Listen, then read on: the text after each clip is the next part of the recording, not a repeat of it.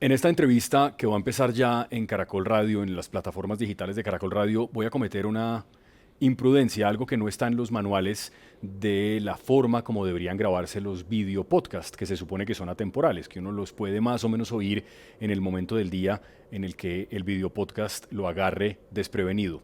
Pero esto que está pasando ahora, por el día en particular en el que estamos, sí me parece que tiene importancia. Estamos haciendo este episodio con un invitado que ya les voy a decir quién es, un 6 de noviembre del 2025, a 40 años de la toma y la retoma brutal del Palacio de Justicia. Y más o menos a esta misma hora, a las 10:37, cuando yo los saludo a ustedes de la mañana, es cuando empezaban a suceder las cosas que ya no tendrían vuelta atrás. Y la razón por la que hago esa mención es porque en el libro del que vamos a hablar hoy y que tengo aquí en mis manos, Ricardo Silva Romero, en su mural, que así se llama este libro, que no es una novela, hace también una reconstrucción cronológica y por horas de lo que iba pasando en determinados momentos por la cabeza de quienes primero planearon la toma del palacio y luego de quienes planearon, bueno, no sé si realmente lo planearon, pero por lo menos algunos de ellos sí, la retoma de ese palacio. Y más o menos a esta hora, cuando eran las 10:30, estaba el señor Otero del M19 conversando con sus copartidarios del M19 sobre los últimos detalles que tenían que tener claros para que a las 11 en punto de la mañana empezara la toma con los primeros dos asesinatos del Palacio de Justicia.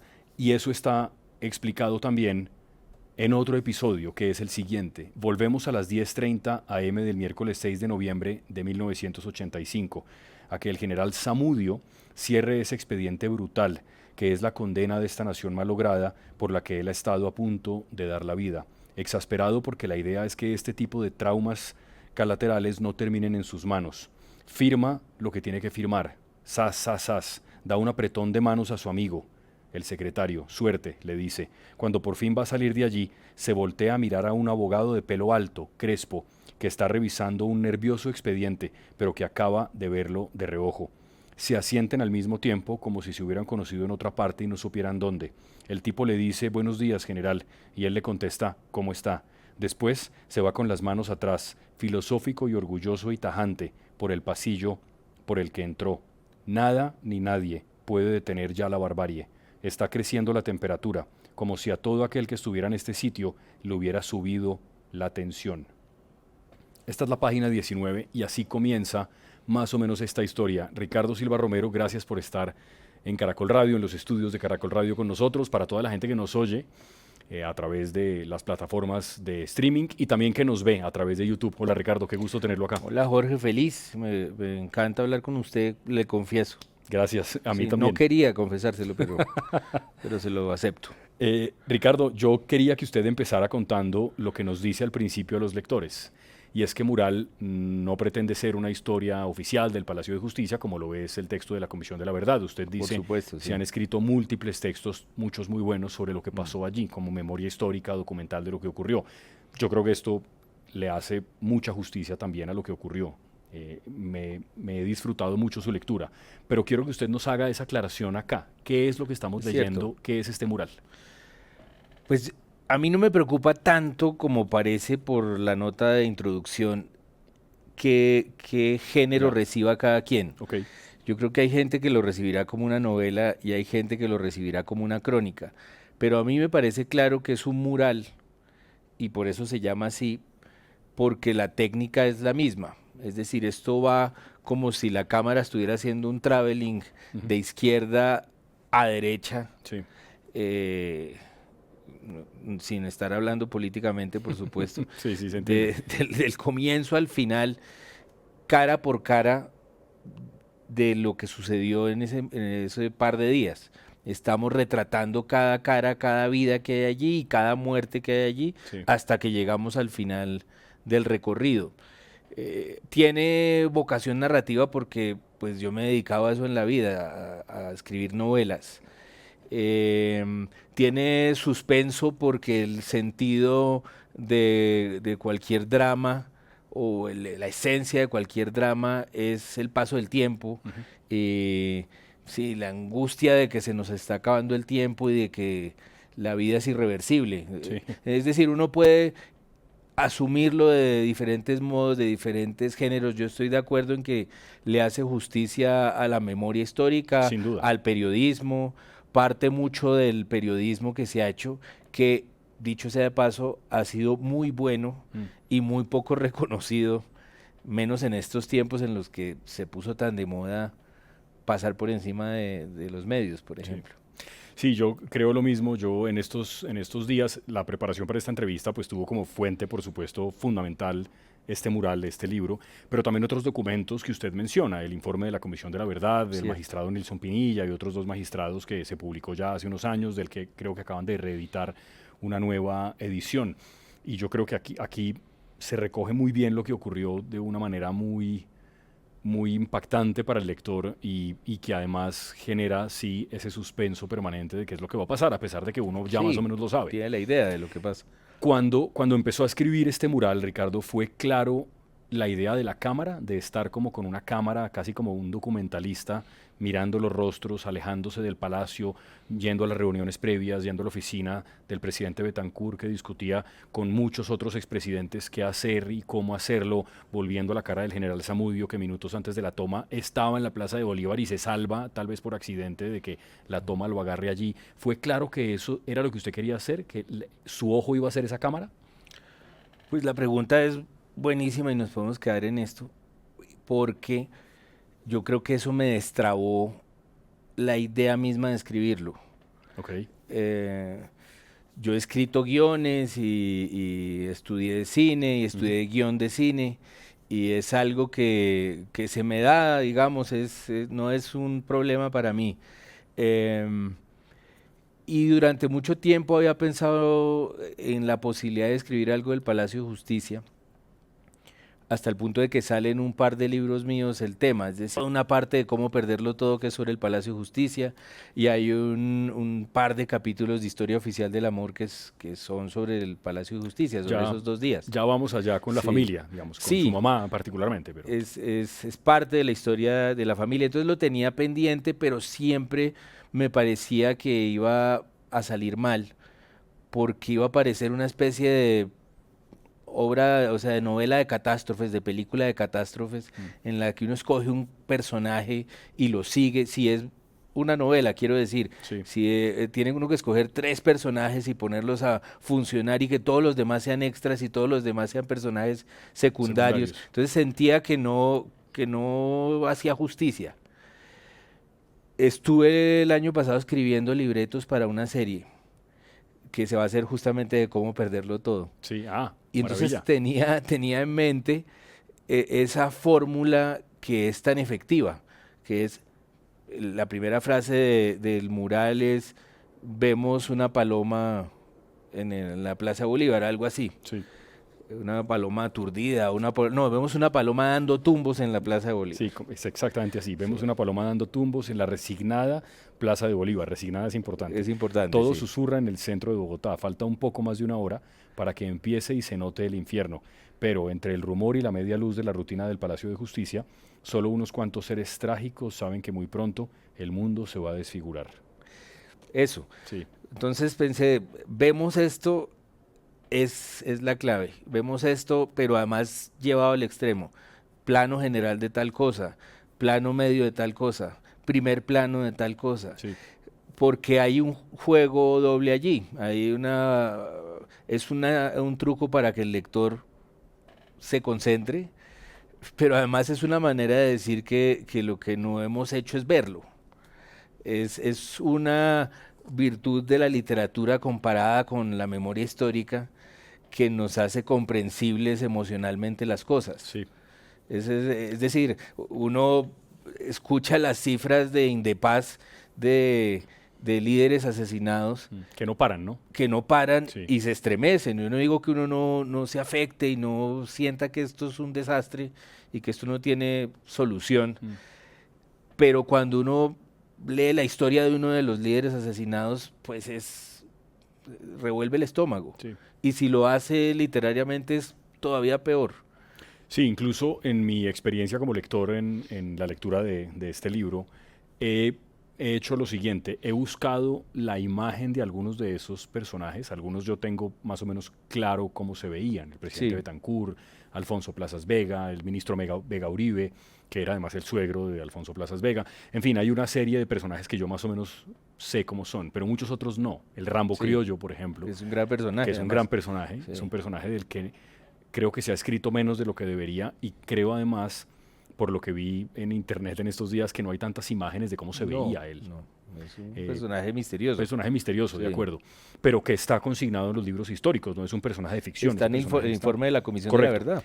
Y también he ido al informe de la Comisión de la Verdad para aclarar algunos puntos de cronológicos o asuntos más técnicos.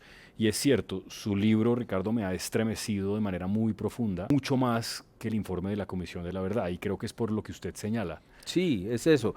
Hay dos documentos que son muy valiosos, que son el del Tribunal Especial, que es de Sí. 1986. El primero que se escribió. El primero que El se primer escribió, documento, que sí. es a lo que se refiere la gente cuando dice revisamos los documentos que Sí. nadie había revisado. Eso está a la mano de todo el mundo porque está en las websites de la rama judicial. Sí. Entonces uno lo puede consultar si Si se quiere. Ujú. Y son impresionantes porque están hechos en caliente, es decir, la gente se acordaba de todo y te estaba diciendo todas las barbaridades que sintió, que pensó, que vivió en ese momento. Sí. Y es muy importante ese tribunal especial y menos reconocido de lo que se quiere porque se le ve como un tinte a favor del Estado, digamos. Luego está el informe de la Comisión de la Verdad, que a mí me parece extraordinario. Mm. Me parece súper completo, súper bien hecho, con una conciencia de la memoria histórica enorme. Y bueno, hay gente que no le gusta porque pues en una historia con tantas víctimas y tantos familiares de víctimas, pues es imposible que la gente quede en paz con Sí. nada de lo que se haga. Eso está muy bien, pero claro, para estremecer yo creo que sí se necesita sumarle la imaginación, Sí. sumarle la ficción. Sí, es la diferencia entre una novela y una crónica. Usted tenía, Ricardo, 10, 11 años cuando ocurrió la toma del Palacio. Sí, 10 tenía. 10. Y eso quiere decir varias cosas, que obviamente usted tuvo que vivir como mucha gente de su generación. Muchos escritores en Colombia han hablado sobre el tema, Juan Gabriel Vázquez sobre lo que fue vivir en los 80, Sí, de con el acuerdo. ruido de las cosas al caer, y bueno, otros escritores de esa misma época. Y usted tuvo conciencia de lo que fue una época muy violenta en nuestra historia. Sí. Incluso desastres naturales. Luego viene Armero, el asesinato de precandidatos a la presidencia, que usted aquí menciona algunos. Bueno, hay múltiples episodios. Cuando usted empezó a estudiar esta historia para escribir la historia de la toma y la retoma del palacio, para escribir este mural, no sé si le pasó lo que le pasó a mi papá, que me dijo en estos días, he visto algunos de los documentales que han sacado en las noticias y yo no me acordaba de la atrocidad que había sido eso. ¿Le pasó lo mismo? Es que lo he tenido más fresco, lo he leído varias veces, tenía una especie de biblioteca sobre el Palacio de Justicia. Ok. Y me pasa otra cosa, y es que mi mamá trabajó en esos gobiernos, es decir, ella estuvo en el gobierno de Turbay, estuvo en el de Belisario de Betancur y estuvo en el de Barco, Sí. y fue asesora del de Gaviria. Entonces esos 4 O gobiernos sea, estatuto de seguridad la tenía clara ella. la tenía clarísima de dos maneras. Ella trabajaba, era la secretaria jurídica del Ministerio del Trabajo en ese Sí, momento, Sí. pero al mismo tiempo era la hermana de Alfonso Romero Buj, que habían asesinado en el año 76, un líder sindicalista de izquierda muy fuerte y muy admirado, además entre la izquierda, Sí. y los liberales también lo admiraban. Y entonces ella era muy consciente de, incluso desde el Frente Nacional, de esa especie de gobiernos paralelos que ocurrieron desde el Frente Nacional, es decir, unos gobiernos demócratas con vocación a enmendar el país y a sacarlo adelante, pero también un ejército que funcionaba más o menos por su lado, Sí. como cada cual por su lado, y muy obsesionados, muy fanatizados contra la izquierda. Esos ejércitos, digamos, Sí, de- sí, sí. Del Frente Nacional hasta el gobierno de Turbay, que se sale del Frente Nacional, pero tiene todavía esa lógica que repartía el gobierno entre liberales y conservadores. Ella era secretaria jurídica del Ministerio del Trabajo por el Partido Liberal, por Ya. ejemplo. Ajá. Entonces, eh, a la casa nos llegaban muchas noticias de amigos de ellos, liberales O o de conservadores. izquierda, Ujú. que terminaban en la escuela de de caballería Siendo en torturados. torturas. Ajá. Y entonces la imagen que todos teníamos del ejército pues era escalofriante. A mí me ha costado mucha vida, unos 40 años, llegar a una obviedad que es que eso tiene matices, Mm. que hay unos soldados honorables, que hay unos coroneles magníficos, pero es decir, a los 10 años yo pensaba que eran aterradores, Sí, total. Ujú. y era lo que había oído en la sala de mi casa. Entonces, cuando sucedió lo del palacio, pues fue muy fuerte, porque luego mi mamá trabajó allá adentro, fue abogada asistente del Consejo de Estado Ujú. y le entregó el cargo, dicho sea de paso, a Carlos Urán, el papá de Elena. Claro. Y entonces cuando sucedió la toma y luego la retoma, pues estábamos atentos a un montón de gente que trabajaba con mi mamá. El mentor de ella, que era como un abuelo de la casa, Humberto Mora, estaba Claro. atrapado. Lisandro Romero, que era un hermano de mi mamá, que ella descubrió tarde, porque era un hijo del Era medio papá, hermano. era un medio hermano Sí, del que se hizo mejor amiga, sí. y fue muy conmovedor Sí, está, como está narrado sucedió. en mural esa Sí, historia, sí. lo queríamos mucho en la casa, llamaba siempre a la hora del chinche y Ajá. entonces era un problema, digamos, pero era entrañable, el tipo era amoroso y era simpático y era un tipo fantástico. Ese estaba allá adentro, yo me acuerdo de mi mamá llamándolos adentro a decirles, bueno, no van a salir, no van a ponerse héroes. El doctor Mora, que era de izquierda, decía, no, venga, yo voy a hablar con los del M19, que eso es fácil.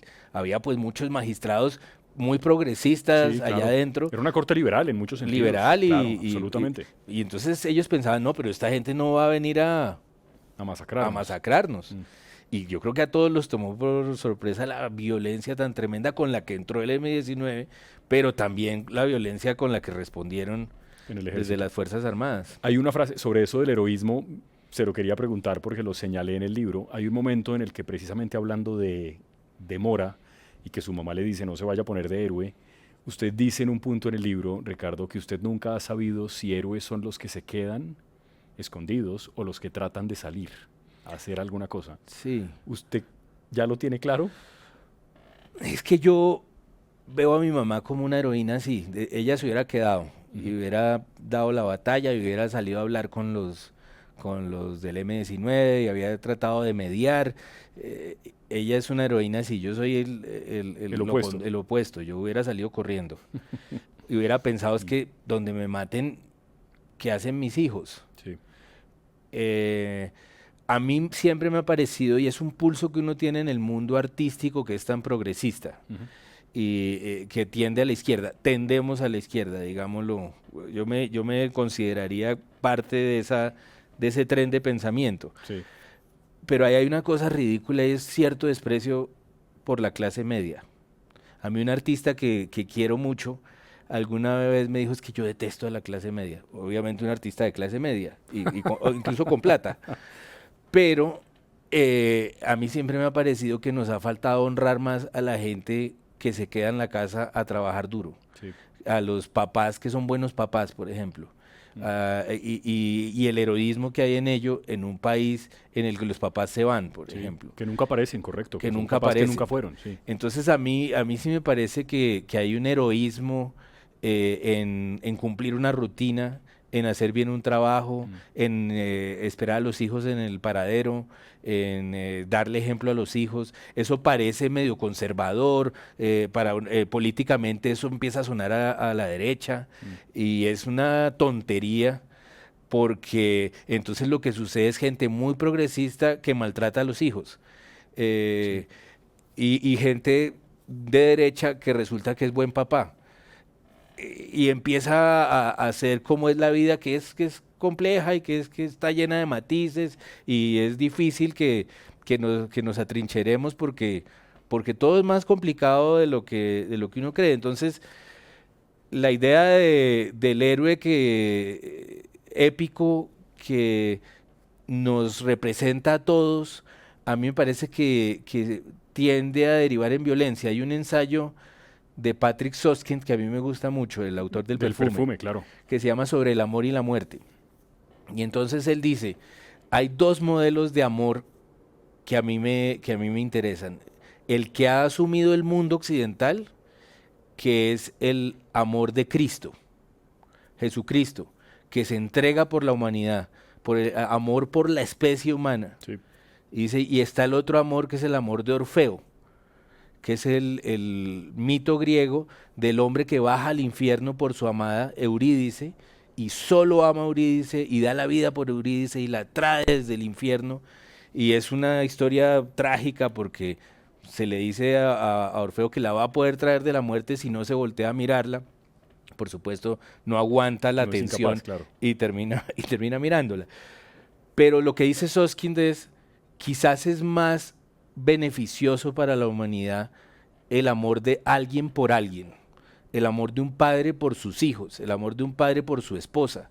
Quizás es más útil, más liberador, más dado a crear la convivencia que un amor totalizante, un amor absoluto por la humanidad que llevado al terreno político puede ser riesgoso. Es decir, el héroe que está salvando a la patria. Los guerrilleros venían a emancipar al pueblo, entraban al Palacio de Justicia a hacerle un juicio a esta democracia, todo en términos absolutos y en términos abstractos. Y el ejército venía a mantener la democracia maestro, a rescatar a la patria, todo en abstracciones, que es el momento en el que uno no piensa persona por persona. Sí. Incluso, yo no sé si esa misma idea se parece un poco a esa idea en la que insistía Vargas Llosa del peligro de tener sociedades utópicas, de las utopías, ¿no? Eso es un riesgo, Es un claro. riesgo, sí. Porque las utopías pues no consideran al individuo, digamos. Sí. Tienen un plan que pasa por encima de muchas vidas. Después de revisar sobre eso, por ejemplo, porque ya van siendo en esta conversación las 11 de la mañana, que es la hora en la que todo Ya empieza. ya empieza. Sí, Y entran con los 3 camiones tal vez que se han son robado. 3. Sí. Usted menciona allí a quién se los roban, dónde estaban. Hay uno que creo que compran y otros 2 que se Sí, roban. se roban 2. Y entran, o 2 sí, y entran y matan a los 2 vigilantes de una empresa de seguridad privada que también están aquí mencionados, que no tenían nada que ver con lo que estaba Nada ocurriendo que ver. en un par de personas que no... Nada que ver. Eso es como la prueba reina de que el M-19 tampoco era Mm, solo mito y solo absolutamente, puesta en escena artística, sino absolutamente. también mucha violencia. Lo leí al magistrado Nilson Pinilla, uno de los autores del informe de la Comisión de la Verdad, señalando exactamente eso, Sí. que el M-19 no se puede olvidar la forma como entró y lo que hicieron al principio, mucho antes de que el ejército llegara. Claro, Y que eso fue claro. ya muy brutal. Muy brutal. Pero hay unos gritos de Viva Colombia, un poco esas consignas patrióticas en algunos de los integrantes del M en la toma.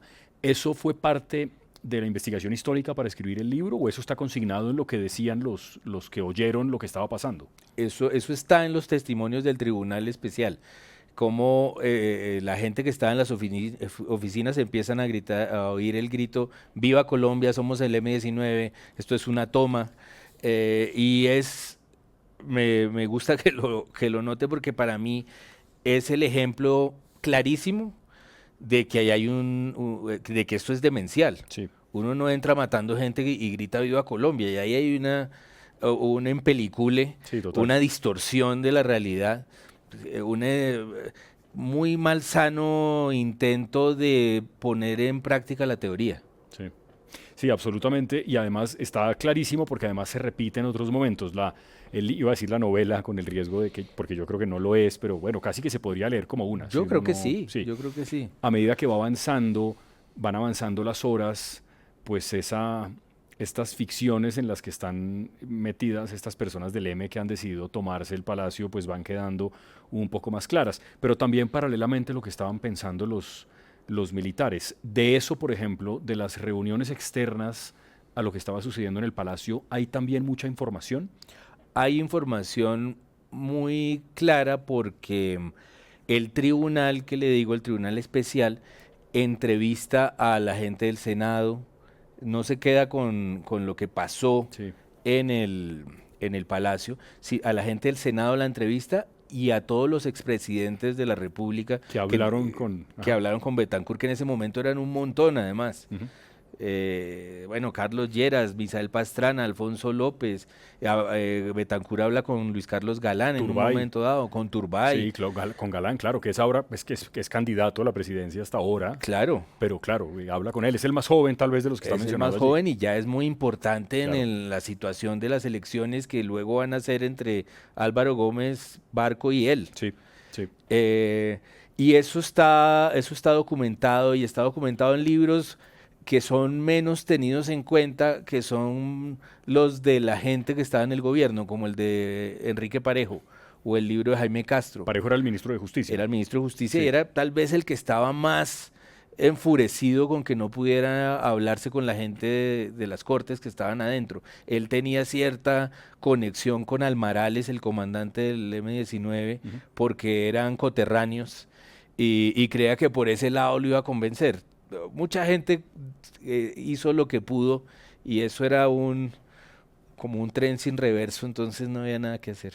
La historia que tanto se ha debatido, particularmente en estos últimos días, por esta, nunca sé exactamente cómo decirle, esta conmemoración, este recuerdo Sí, yo del tampoco sé. Holocausto, es difícil Sí. encontrar una palabra, pero se menciona mucho dependiendo del bando en el que uno se pare, si es que siempre en la vida hay que pararse en uno, a veces yo estoy con usted, a veces tal vez no, No, muchas veces no. no, muchas veces no, sí, Sí.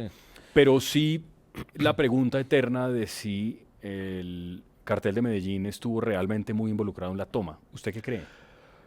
Yo no lo veo. Yo creo que le agrega a la historia algo explosivo y que lo hace interesante.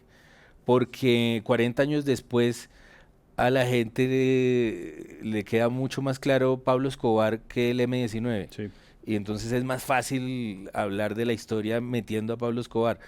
Yo creo que Pablo Escobar sí tuvo mucho contacto con el M-19 y creo que incluso pudo haberle dado dinero al M-19, pero no me parece que haya entrado al plan de la toma. Plan, sí. Dicen que era muy amigo de Iván Marino Ospina, o por lo menos que Dicen y mantenía un que contacto Iván con Marino él. Ospina tuvo esa relación y Sí. hubo dinero de por medio, hay hasta testimonios muy precisos, pero no le veo el dinero a esa toma. Esa toma me parece un desastre mal Logístico. logístico, desde que entraron habían perdido. A los 5 minutos estaba perdido esa batalla, digamos, a los 5 minutos después de haber entrado. Y escaseaba todo lo que tenían. Es decir, era un ejército muy Bueno, mediocre. Usted cuenta en Mural que incluso una pequeña unidad del M no logró entrar. Se quedó que por fuera. Llegó tarde. El comandante que llamaban Lázaro, Lázaro, claro. que es un tipo que hay videos de sus testimonios en la página de la rama judicial, un testimonio muy concreto. Él jura, además por Dios, entre otras cosas, que la plata de Qué los curioso, narcos no no entraron. entró. Sí, él dice, mire, yo le diría que sí, pero le dice a los magistrados, a Pinilla, a todos los que lo están entrevistando, y él dice, mire, esa plata no entró. Yo no estoy diciendo que no hubiera vínculos, pero para este plan no funcionó. Y ese tipo era el comandante de un grupo muy importante que tenía muchas cosas vitales para la toma y se quedaron por fuera porque se parquearon en la calle equivocada. No se pusieron de acuerdo entre Otero y Lázaro y Otero siguió con los camiones derecho y Lázaro estaba parqueado en otra calle, entonces nunca llegó. Ya Sí. estaban cerradas las puertas cuando se dio cuenta. Increíble. Y obviamente yo estoy con usted, la planeación cuando uno lee el minuto a minuto de lo que va pasando en la narración de Mural, va quedando claro que ellos muy pronto pues perdieron. Perdieron y ahí mismo. Y que además ellos entienden que han perdido. Entienden que han perdido. Y están tan fanatizados que merecen contexto. Es decir, 40 años después parece una gente absolutamente loca. Yo creo que sí tiene algo de eso. Hay algo demencial, colombiano y demencial en ese plan de esa toma. Pero al mismo tiempo ellos están pensando de verdad que están salvando al pueblo y que van a dar la vida por el pueblo y que bueno, perdieron, pero lo que sigue es dejar para la historia esa gesta e intentar juzgar al presidente con lo que les queda. pero es claramente demencial. Uno ya con la distancia de los años lo ve inmediatamente. Eso no hay manera de que funcione. Mm. Eso que se han trazado como plan, no hay manera de que funcione, pero ellos siguen dando la vida por el M, por Colombia, Sí. por Bolívar, por Uribe, en fin, es toda una película mental que es hasta dolorosa cuando uno ve que la están poniendo en marcha. Sí. Y pensar que después de toda esta demencia que está contada de manera recurrente desde entonces, todavía en Colombia hay gente que discute si la combinación de las formas de lucha es una manera aceptable de llegar al poder, ¿no? A mí me parece increíble y me parece que hay cierta involución, no sé si sea la palabra involución, Ujú. es la precisa, pero sí noto que todo lo setentero se revivió. Sí. La lógica de que no hay manera sino la confrontación violenta para resolver el lío de una sociedad, me parece que volvió a ser muy evidente y muy posible. Es decir, ser violento Mm. con el rival, con el contendor en la sociedad, me parece que se volvió otra vez aceptable. Uno de los personajes centrales de este libro, por supuesto, es el presidente de la República. Sí, Y en las últimas horas en Caracol Radio publicamos un fragmento, 3 fragmentos realmente, pero yo voy a rescatar uno para que lo oigamos y lo veamos ya, del presidente Betancourt cuando en la Comisión de la Verdad, pasados muchos años después del año 2000, le preguntan por algo que es muy importante en el libro. En el libro hay 3 teléfonos. El teléfono del presidente del Congreso, el teléfono de Belisario Betancur, el presidente de la República, y el teléfono en la oficina, que incluso está el número, sí. está el número ahí, el Mm, número 245, no sé sí. qué, de la oficina donde estaba el maestro Reyes Echandía, el presidente de la Corte Suprema de Justicia. Esos 3 teléfonos son importantes. Y son importantes porque, como muchos sabemos, el presidente Betancur decide nunca contestarle ni pasarle al teléfono a Reyes Echandía, que le está rogando que lleguen a un acuerdo para un cese porque nos vamos a morir todos en este 4.º si el ejército sigue disparando así. Sí. Y el presidente Betancur, quiero que lo oigamos, dice, explica acá de su propia voz por qué no le quiso pasar al teléfono al presidente de la Corte Suprema. Bueno, cuando el doctor Reyes Echandía quería hablar con el presidente consideró que no era oportuno agotar la instancia presidencial con un diálogo con el doctor Reyes Echandía que no era libre en ese momento, porque él mismo advertía que tenía una ametralladora sobre su cabeza. Por consiguiente, no era libre. Sin embargo, el diálogo se hizo con él a través del general Delgado Mayarino, que estaba ahí y que era amigo personal y profesional. El general Delgado Mayarino es abogado. Y entonces el general Delgado Mayarino dialogó con el doctor Reyes Echandía y con el guerrillero que lo tenía apuntándole, que era Almarales u Otero, no preciso bien, y le repitió y le dijo el general Delgado Mayarino: el presidente dice que si ustedes deponen las armas, liberan los rehenes, tendrán un juicio imparcial por jueces civiles. Y esto se hizo también a través de la Cruz Roja. A través de la Cruz Roja se intentó ese diálogo y fue recibido el representante doctor Martínez a Habana. Lo primero, Ricardo, es que el presidente habla de sí mismo en tercera persona, Sí. que es muy extraño. Pero tiene sentido viniendo de él, porque, porque él está pensando que el presidente no es necesariamente él, sino es la figura que está a cargo del Estado Sí. y que tiene que responder por el futuro del Estado, por la dignidad O del sea, la Estado. investidura, digamos. La investidura. Sí. ¿Qué hace la investidura? Que no haría Belisario Betancur, es tener razones de Estado para obrar. Yo coincidí con el presidente Betancur unas 4 veces en la vida. Por supuesto,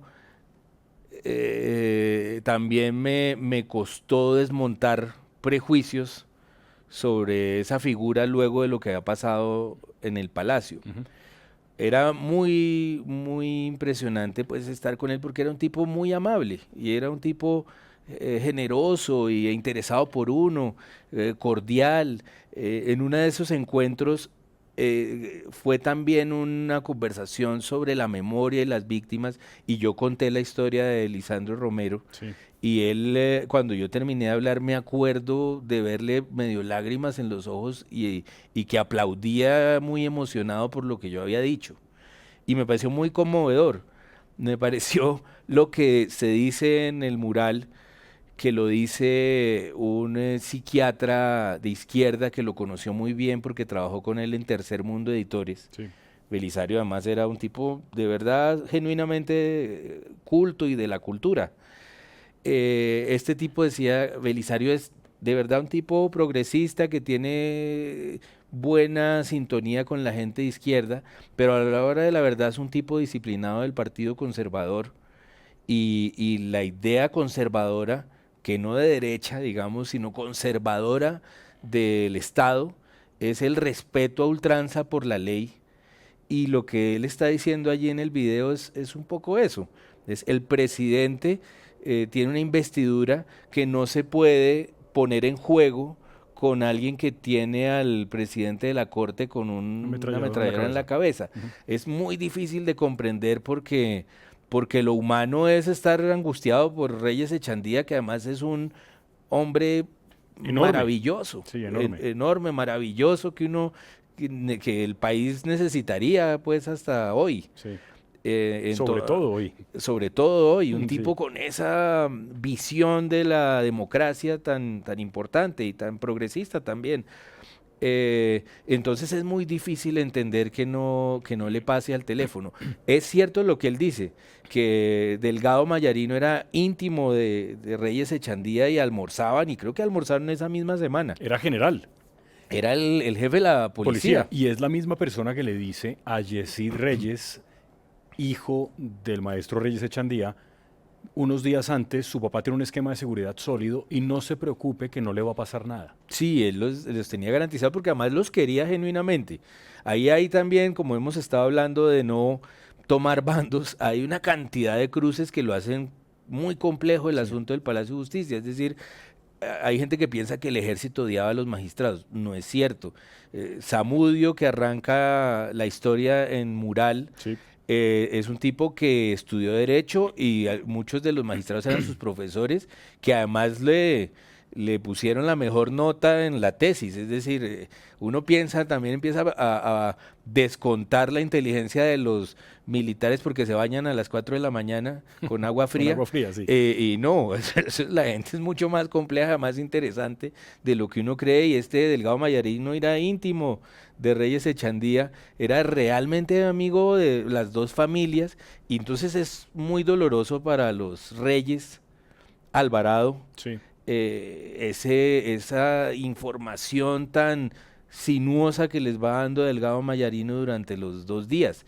Les promete que está bien, que habló con él, y hay un momento en el que Delgado Mayarino sabe que las cosas no salieron tan bien.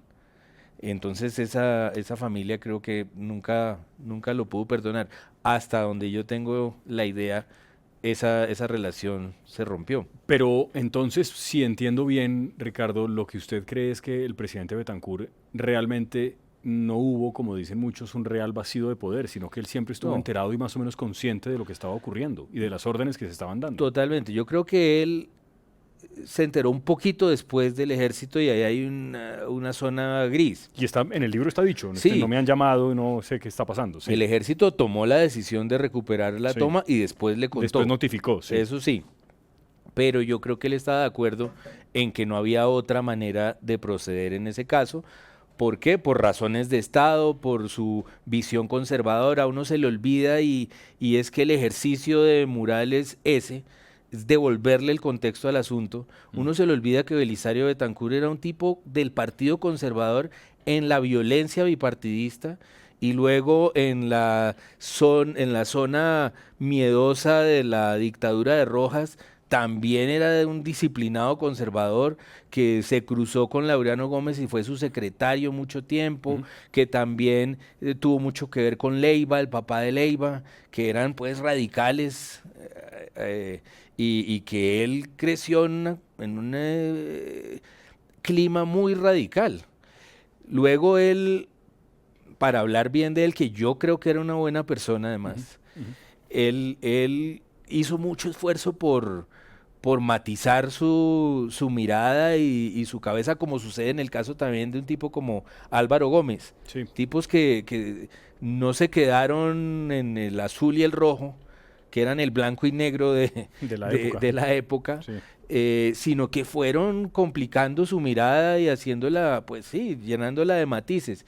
Y sin embargo, pues había una columna vertebral de la vida de él y de su educación que era el conservadurismo con sus razones de Estado que pues en el caso del Palacio pues eran una carnicería en últimas. Ahora, faltó que explicara un poco más, ¿no? Resguardarse en el silencio y dedicarse a la poesía también parecía o pareció una decisión un poco egoísta como con su propia historia, además, no solamente con la del país. Sí, yo creo que él también asumió ahí una cuestión más bien cristiana, como que una especie de sacrificio. En vez de defenderse y explicar la situación y explicar los matices, él asumió que él encarnaba al Estado casi como un papa, Sí. como los papas que no hablan y se llevan a la tumba pues sus explicaciones y sus razones, y él pensó que él servía más en silencio, como un consejero detrás. La famosa historia del mueble, por allá sin Exacto. estorbar mucho. Sí. Exacto, pero, sí creo que él merecía un poco más, pero entiendo que es imposible para mucha gente la compasión por él. Yo creo que uno, y también es el ejercicio de Mural, uno sí está obligado a ese criterio, al de la compasión, pero entiendo que alguien que, como por ejemplo los Reyes Alvarado, esperaban salirse un poco de las reglas en semejante situación, entiendo que sea difícil soportar esa imagen. Yo estoy rodeado repito, porque crecí con esa cosa del miedo a los militares. Yo estoy rodeado de gente que no puede ver a Belisario Betancur. Por eso esos encuentros que yo tuve en la vida con él fueron importantes, porque me lo humanizaron, y entiendo mucho que ese es el epígrafe del libro, Sí. que lo más terrible del mundo es que todo el mundo tiene sus razones. Sí, esa frase me pareció muy buena, sí. Lo que es terrible de esta tierra es que todo el mundo tiene sus razones, sí. Y Sí.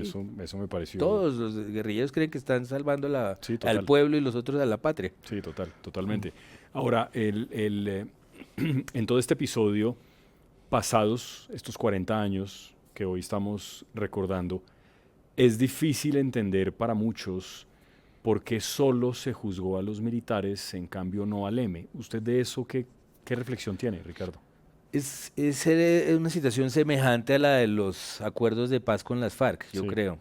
Es muy difícil decirle a la gente que sufrió directamente a esas guerrillas, por ejemplo, que es que se hizo un acuerdo entre el Estado y esos actores armados, y entran a ser parte de la sociedad por esa vía, y es difícil explicarles que era la mejor manera de cerrar con esa violencia, pues porque vivieron en carne propia los horrores de esa gente. Es decir, basta recordar que hubo secuestros que duraron 15 años, de los secuestros que organizó las FARC, para entender que de ahí cómo vuelve uno y cómo uno recibe a las FARC de nuevo.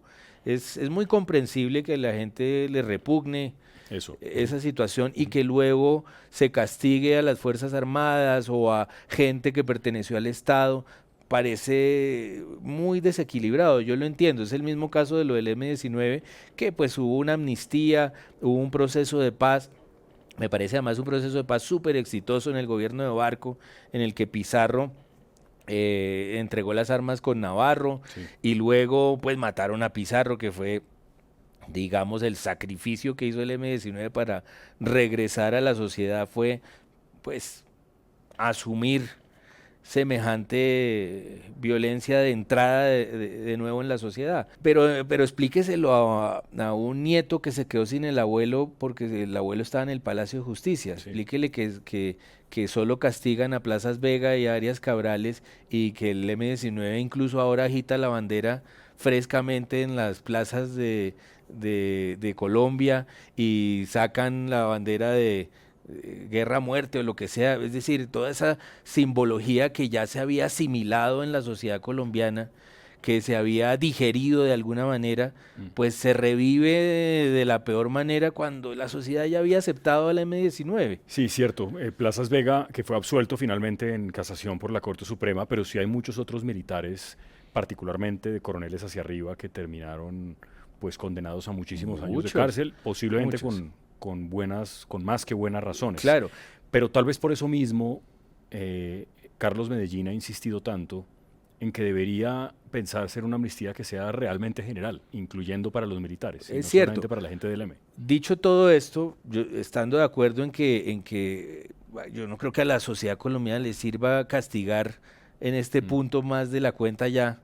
Es decir, el Estado colombiano ha sido condenado varias veces Sí. por el asunto del Palacio de Santos Justicia. pidió perdón, en fin. Santos pidió Sí, perdón. Es decir, si uno está atento al asunto, sí. ya hubo muchos momentos de justicia en relación con el Palacio. Eh, Dicho esto, tampoco se puede olvidar que no es lo mismo una guerrilla que las Fuerzas Armadas. Es decir, Eso me parece un muy buen punto. sí, es que las Fuerzas Armadas uno espera que lo protejan. Uno espera que lo defiendan, a uno le cuiden la vida y le permitan a uno hacer planes para el fin de semana con su familia. Sí. Uno cuenta con las Fuerzas Armadas. Yo, después de, como le digo, una vida de estremecimiento cada vez que pasaba al lado de los soldados, ahora que cuando paso al lado de un soldado entiendo mejor la relación que tengo con él, Sí. y lo veo de otra manera. Pero sí esperaría una sociedad que su ejército esté de su lado, que lo cuide, que lo proteja. Y creo que es justo juzgarlo con más severidad que alguien que está por fuera de la ley Sí, sí. y que justamente incumplió el pacto que tenemos todos de seguir las reglas. Estos, en cambio, nos tienen que defender. Entonces, es lógico que sea más dura la justicia con la gente que pertenece al Estado que con la gente que no, que ya los damos por perdidos, digamos. Le costó mucho trabajo, Ricardo, para ir concluyendo esta conversación sobre Mural, escribir un poco estos perfiles de estas personas desde múltiples puntos de vista, los militares, los civiles, los magistrados, los guerrilleros, sin patear la memoria de ninguno de ellos, porque hubiera sido fácil por el tema coger un par de personajes y señalar lo que usted decía al principio, en lugar de tener 3 personajes principales y un montón de personajes secundarios, pero al mismo tiempo también decir, esta persona realmente no merece ningún perdón y hay que un poco maltratar o mancillar o llenar de epítetos su memoria. ¿Le costó trabajo hacerlo en un tono tan neutral? Porque eso nunca está en el libro. O sea, eso no pasa nunca y yo creo que es una gran virtud. Pues yo creo que es la virtud que le podría dar la ficción o la novela a cualquier libro. Las herramientas de la novela y las estrategias de la ficción, yo creo que eso es lo que le dan a los libros, que no le da otra clase de género, digamos. Sí. No se lo da la memoria histórica ni se lo da la crónica precisamente, pero la novela sí tiene esa vocación, o la literatura o la ficción. Esto es, por lo menos, ya que no sabemos qué género es literario. Sí, sin Y duda. es sin duda un mural, es decir, lo hubiera podido pintar si tuviera ese talento. Y entonces su criterio sí es la compasión, es decir, persona por persona como era y tratando de devolverle el contexto. Es decir, esa gente de la guerrilla durante mucho tiempo sí creyó que eso era Sí. lo que había que hacer. No, no, y a uno de ellos en la infancia, un militar borracho le pasa por encima y lo deja cojo. Lo deja para Claro, siempre mal de una eso pierna. está contado en el libro. Claro, Luis Otero, ni Luis más ni Otero, menos, claro. que era el gran estratega de las grandes batallas del M-19. Incluyendo la toma del palacio. Incluyendo la toma del Claro. palacio. Entonces hay unas razones que tiene todo el mundo, como decíamos, del epígrafe, y yo creo que había que devolvérselas a todos, incluido el ejército, que de nuevo digo, desde el punto de vista de mi familia y mi historia familiar, pues era inconcebible lo que estaba haciendo esa gente. Ujú. Y entonces entender la mente militar y la mente militar que acaba de salir del Estatuto de Seguridad, pues también es importante para hablar de este tema, para que no sea usado, que es lo que me da la impresión en estos días, por ejemplo, con la polémica de la película Noviembre, Sí. que este tema lo están usando las trincheras otra vez. Pero ahora que lo menciona, yo no iba a mencionar ese episodio en particular de la memoria del magistrado Gaona Cruz, que también está aquí múltiples veces retratado y mencionado. Y en la Comisión de la Verdad, en el informe de la Comisión de la Verdad del 2006 creo que eso, 2010, en la fecha de su publicación, sí parece quedar claro que en opinión informada claramente de Sí. los magistrados de la Corte Suprema de la época que escribieron el informe, a Gaona Cruz lo asesina el M-19. Eso parece, en esos testimonios queda eso más o menos claro, que es lo que dice su hijo. Pero lo de la película, dos maneras de verlo. Yo no censuraría el arte por mi parte jamás, me parece una tontería. Yo tampoco. Dicho eso, si usted cree que a su papá o a su mamá los asesinó el M-19 y usted en un fragmento de la película lo retrata como una persona cercana a ellos, yo entendería una cierta indignación. Lo que no estoy seguro es si es una buena Totalmente. estrategia. Sí, Creo que no. Creo que incluso para motivos propagandísticos lo que logran es lo contrario. totalmente. Yo creo que el gran juicio sobre una película o sobre un chiste o sobre una Sí. columna O un libro. o un libro es que a nadie le importe, es que falle, es que Sí. a la gente le parezca flojo. Sí. Y yo creo que esa es la condena que debe esperar una obra de arte, una ficción, cualquier ejercicio de la libertad de expresión. Meterle tribunales es un problema. Es un error. Sí. Pero sobre este tema, yo sí creo que tienen razón cuando el informe de la comisión y el Tribunal Eclesiástico lo deja más o menos claro también. El Tribunal Eclesiástico, no el Tribunal Especial. El Tribunal Eclesiástico no se ha metido todavía. El Tribunal Todavía. Esperemos, pero- esperemos. El Tribunal Especial también deja claro que esa muerte, si no es un fusilamiento del M-19, en todo caso sí es porque el M-19 puso al magistrado escudo. Gaona de escudo. O sea, en Mural está visto así, Sí. como que pudo ser fusilado o pudo ser un escudo, porque hay testimonios que dicen nos fusilaron. Por ejemplo, Tapia Rocha lo dice claramente, que entre otras fue mi hermano luego trabajó con Tapia Rocha mucho tiempo y entonces le oía ese cuento.